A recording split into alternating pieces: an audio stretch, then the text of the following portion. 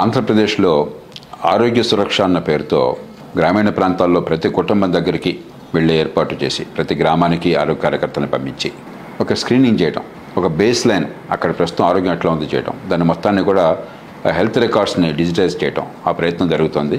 ఆరోగ్య రంగంలో ఏ శ్రద్ధ చూపెట్టినా కూడా మనం దాన్ని ఆహ్వానించాలి. వివిధ రాష్ట్రాల్లో గత 10, 15, 20 సంవత్సరాలుగా కొంత ప్రయత్నం ఆరోగ్యమే జరుగుతోంది. తెలుగునాట రాజశేఖర రెడ్డి గారి కాలంలో ఆరోగ్యశ్రీ కావచ్చు, అలాగే ఇప్పుడు ఈ ఆరోగ్య సురక్ష కావచ్చు, ఏదో రూపంలో అధ్వాన్నంగా ఉన్న ఆరోగ్య వ్యవస్థలో కోటాను కోట్ల మంది ఈ దేశంలో పేదరికంలోకి పెడుతున్నారు అనారోగ్య కారణంగా, ఆరోగ్య ఖర్చుల కారణంగా, ఆరోగ్యం అందని కారణంగా. అలాంటి దేశంలో ఆరోగ్యం మీద శ్రద్ధ పెడితే దాన్ని మనం ఆహ్వానించాలి. అందున మనకి దీర్ఘకాల వ్యాధులు కేవలం ఇన్ఫెక్షన్లే కాకుండా, అంటువ్యాధులే కాకుండా, బీపీ కావచ్చు, డయాబెటీస్ కావచ్చు, లేకపోతే గుండె జబ్బు కావచ్చు, మూత్రపిండాల వ్యాధులు కావచ్చు, ఇలాంటివి బాగా పెరుగుతున్నాయి. ఎందుకంటే ఎప్పుడైతే సగటు వయసు పెరుగుతోందో, జీవనశైలి మారుతోందో, దీర్ఘకాల వ్యాధులు పెరుగుతున్నాయి. దానివల్ల వచ్చే పర్యవసానాలు ఉంటున్నాయి. కాబట్టి ఈ స్క్రీనింగ్ చేయడం కానీ, ప్రజలకు అందుబాటులో ఉండటం కానీ, హెల్త్ రికార్డ్స్ని తయారు చేయడం కానీ ఒక ఎక్సర్సైజ్గా మంచిదే.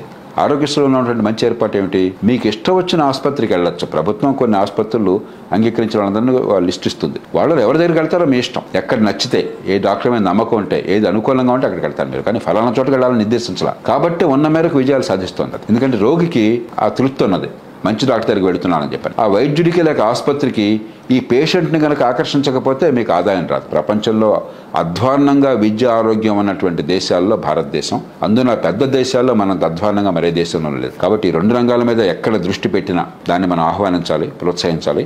ఆంధ్రప్రదేశ్లో ఆరోగ్య సురక్ష అన్న పేరుతో గ్రామీణ ప్రాంతాల్లో ప్రతి కుటుంబం దగ్గరికి వెళ్ళే ఏర్పాటు చేసి ప్రతి గ్రామానికి ఆరోగ్య కార్యకర్తలను పంపించి ఒక స్క్రీనింగ్ చేయడం, ఒక బేస్ లైన్ అక్కడ ప్రస్తుతం ఆరోగ్యం ఎట్లా ఉంది చేయడం, దాని మొత్తాన్ని కూడా హెల్త్ రికార్డ్స్ని డిజిటైజ్ చేయడం ఆ ప్రయత్నం జరుగుతుంది. ఆరోగ్య రంగంలో ఏ శ్రద్ధ చూపెట్టినా కూడా మనం దాన్ని ఆహ్వానించాలి. వివిధ రాష్ట్రాల్లో గత 10, 15, 20 సంవత్సరాలుగా కొంత ప్రయత్నం ఆరోగ్యమే జరుగుతోంది. తెలుగునాట రాజశేఖర రెడ్డి గారి కాలంలో ఆరోగ్యశ్రీ కావచ్చు, అలాగే ఇప్పుడు ఈ ఆరోగ్య సురక్ష కావచ్చు, ఏదో రూపంలో అధ్వాన్నంగా ఉన్న ఆరోగ్య వ్యవస్థలో కోటాను కోట్ల మంది ఈ దేశంలో పేదరికంలోకి పెడుతున్నారు అనారోగ్య కారణంగా, ఆరోగ్య ఖర్చుల కారణంగా, ఆరోగ్యం అందని కారణంగా. అలాంటి దేశంలో ఆరోగ్యం మీద శ్రద్ధ పెడితే దాన్ని మనం ఆహ్వానించాలి. అందున మనకి దీర్ఘకాల వ్యాధులు కేవలం ఇన్ఫెక్షన్లే కాకుండా, అంటువ్యాధులే కాకుండా, బీపీ కావచ్చు, డయాబెటీస్ కావచ్చు, లేకపోతే గుండె జబ్బు కావచ్చు, మూత్రపిండాల వ్యాధులు కావచ్చు, ఇలాంటివి బాగా పెరుగుతున్నాయి. ఎందుకంటే ఎప్పుడైతే సగటు వయసు పెరుగుతోందో, జీవనశైలి మారుతోందో, దీర్ఘకాల వ్యాధులు పెరుగుతున్నాయి. దానివల్ల వచ్చే పర్యవసానాలు ఉంటున్నాయి. కాబట్టి ఈ స్క్రీనింగ్ చేయడం కానీ, ప్రజలకు అందుబాటులో